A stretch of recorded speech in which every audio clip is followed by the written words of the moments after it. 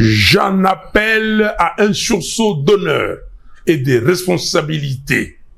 Je veux vous voir.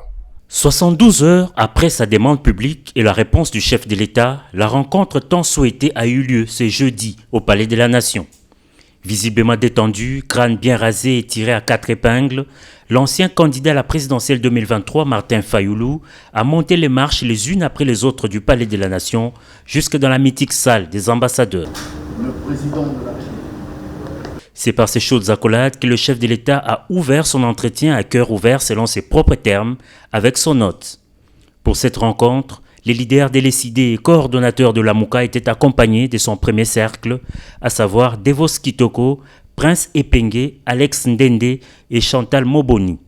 De son côté, le chef de l'État était assisté par son directeur de cabinet adjoint, son conseiller spécial en matière de sécurité et du coordonnateur du conseil présidentiel de veille stratégique.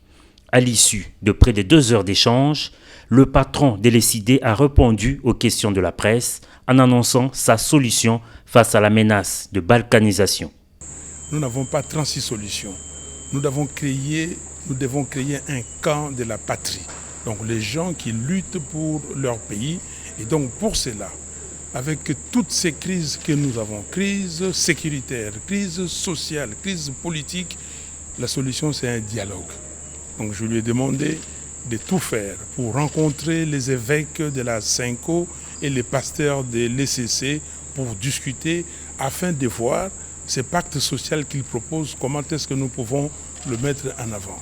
Donc il m'a compris et il va donner sa réponse très rapidement. Vous parlez du camp de la patrie, et si la patrie exigeait que vous soyez vous-même un acteur, vous êtes prêt aujourd'hui à rejoindre les institutions pour qu'ensemble vous puissiez justement cogiter pour trouver des solutions?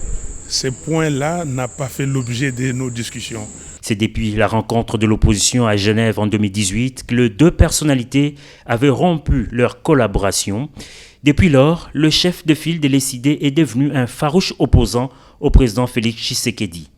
Cette rencontre du Palais de la Nation fera peut-être passer le duel en un duo pour l'intérêt supérieur de la nation.